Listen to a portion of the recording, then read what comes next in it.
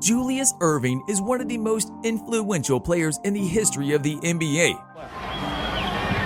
Out to Doctor, he's got a crack at it, three-pointer, he got A it! great scorer and the first great dunker the basketball has seen. It's 89-84, Sixers, and they get inside, and unbelievable, Julius Erving! Ray Jones with the ball, finds Julius Erving, drives to the basket, goes up and... He is widely known as Dr. J.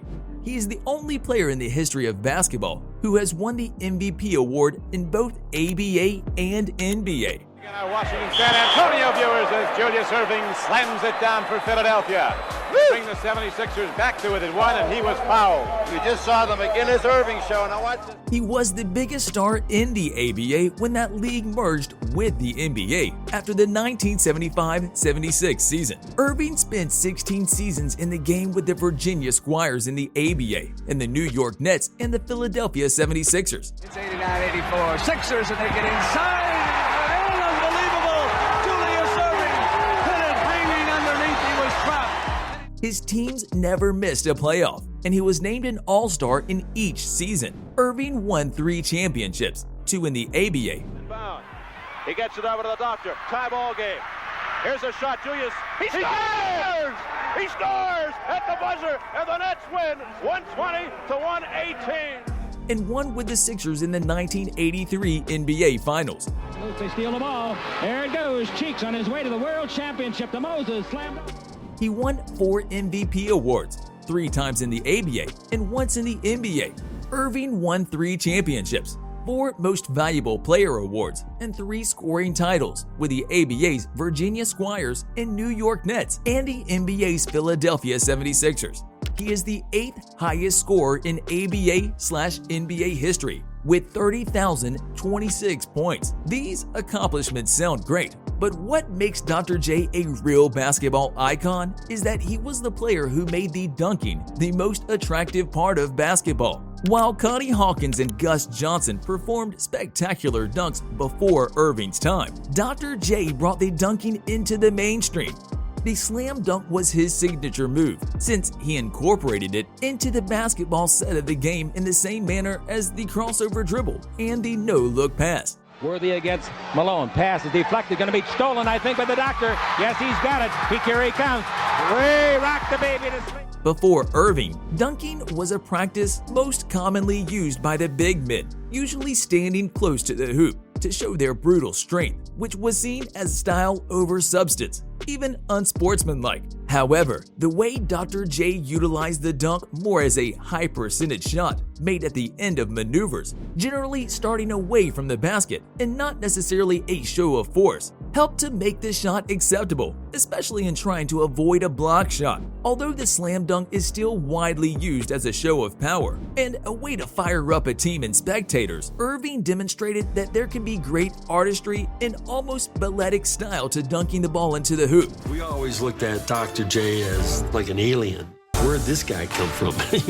Look at what he does out on the court. My God, Particularly after launching several feet from the rim, Erving started playing basketball at the Roosevelt High School, where he got the nickname Dr. J from his teammate Leon Sanders. He played college basketball at the University of Massachusetts Amherst. In 2 varsity college basketball seasons, he averaged 26.3 points and 20.2 rebounds per game, becoming one of only 6 players to average more than 20 points and 20 rebounds per game in NCAA basketball. At that time, the NCAA enforced a rule prohibiting dunking, which made Erving leave college basketball and join the ABA. Although NBA rules at the time did not allow teams to draft players who were less than 4 years removed from high school, the ABA instituted a hardship rule that would allow players to leave college early. Erving took advantage of the rule change and left Massachusetts after his junior year to sign a 4-year contract worth $500,000 for 7 years with the Virginia Squires. Erving quickly established himself as a force and gained a reputation for hard and ruthless dunking. He scored 27.3 points per game as a rookie and was selected to the All-ABA second team, made the ABA All-Rookie team, led the ABA in offensive rebounds, and finished second to Artist Gilmore for the ABA Rookie of the Year award.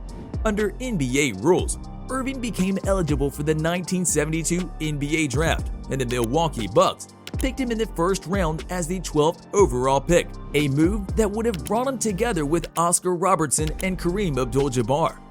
Prior to the draft, he signed a contract with the Atlanta Hawks worth more than $1 million with a $250,000 bonus. The signing with the Hawks came after a dispute with his Squires, where he demanded a renegotiation of the terms. Erving discovered that his agent at the time, Steve Arnold, was employed by the Squires and convinced him to sign a below-market contract.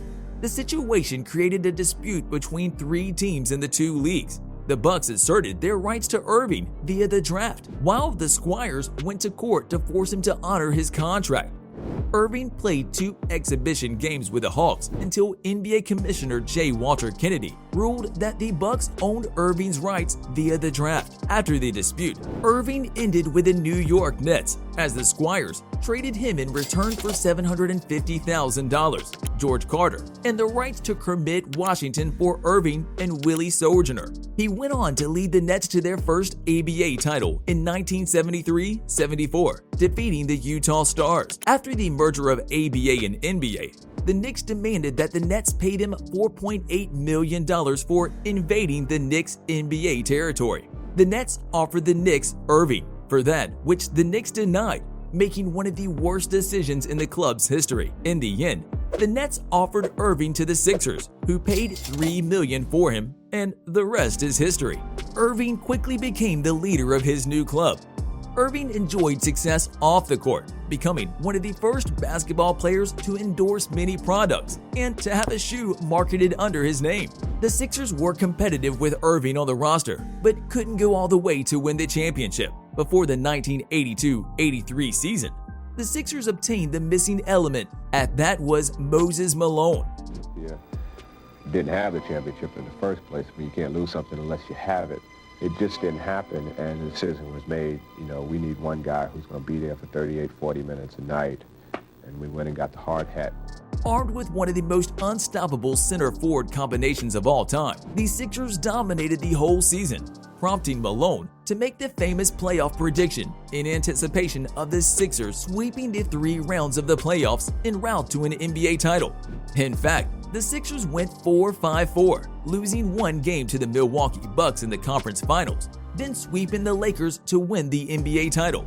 Are going to win this first game. Erving retired in 1987 at the age of 37. Thanks to the fans for being here today to enjoy a great basketball game and also to honor and to salute me during this stage of my farewell tour. In 1993, Erving was inducted into the Basketball Hall of Fame. In 1994, Erving was named by Sports Illustrated as one of the 40 most important athletes of all time. Thanks for watching. If you liked the video, press the like button and subscribe to the channel so you won't miss any new videos.